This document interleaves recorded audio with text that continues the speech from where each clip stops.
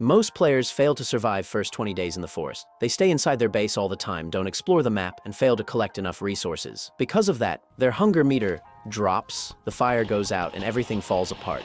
Before the first cultist raid even happens, most players are already dead, because they're not prepared and have no clear plan on how to move forward. They keep repeating the same mistakes again and again. So in this video, I'm going to show you a simple and effective strategy to survive 20 days easily. One that works every time and helps you play like a pro.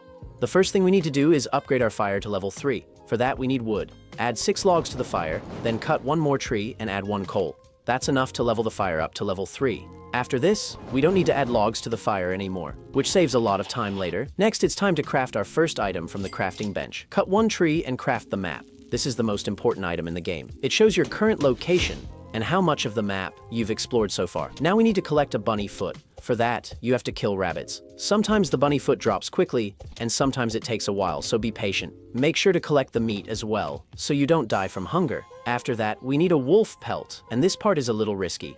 You'll have to kill a wolf using the old axe. It takes time, the wolf can damage you, and there's a chance you might die. So you need to be careful, but the wolf pelt is very important. Without it, your survival chances are much lower. The best way to kill a wolf with a melee weapon in 99 nights is to circle around it while attacking. This reduces the damage you take and increases your chances of winning. With that done, our first day's tasks are almost complete.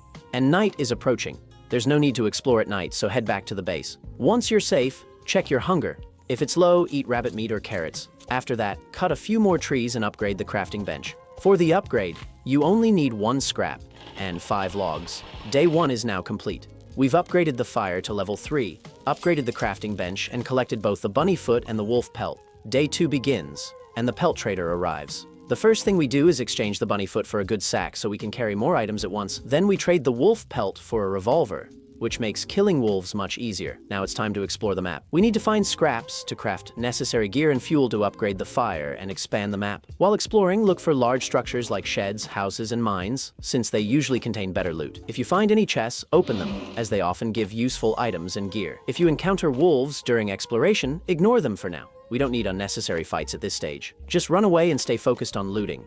Before night comes, try to collect as much scrap, fuel, and ammo as possible. As night approaches, head back to the base and start crafting.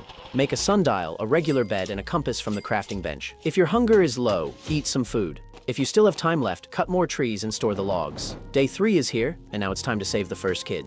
You don't need to fight the wolves directly.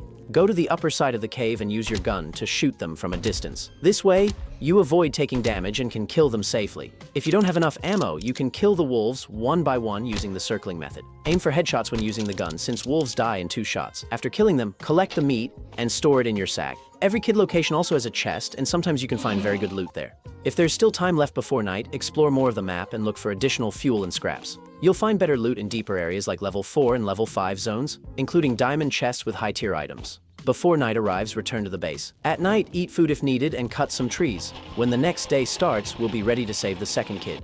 Before going to save the second kid, make sure you have enough revolver ammo, or even better, a rifle from a chest. Alpha wolves are much stronger and harder to kill, so extra ammo or a rifle is very important since rifles deal more damage than revolvers. If you feel underprepared or didn't get enough loot, use this day to explore more, gather resources, and push deeper into the map. You can always save the kid the next day.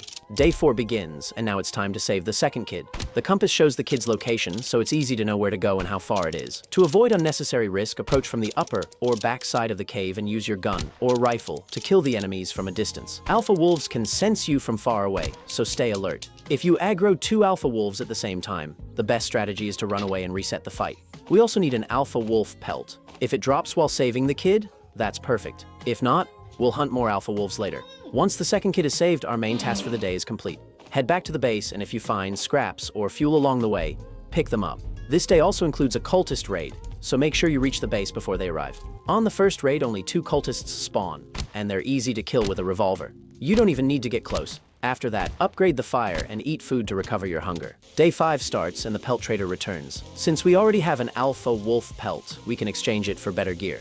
The most important upgrade here is the giant sack, which lets you carry up to 25 items at once. Now it's time to focus on exploration again. Collect as much fuel as possible because our main objective now is to upgrade the fire to the maximum level. The deeper you go into the forest, the better the loot you'll find. Avoid wolves when possible, open every chest you see, and use the map to track which areas you've already explored and which ones are still untouched. This may take 1 or 2 in-game days, but once the fire reaches level 5 or max level, everything becomes much easier. After that, you can safely focus on saving the 3rd and 4th kids, crafting more beds and unlocking stronger gear. At this stage, the stronghold also becomes available, which gives even better loot and diamonds that you can use to unlock better classes. This is the strategy I personally use when playing 99 Nights. If you follow this approach, you can comfortably survive 20, 50, or even 100 days without any major problems.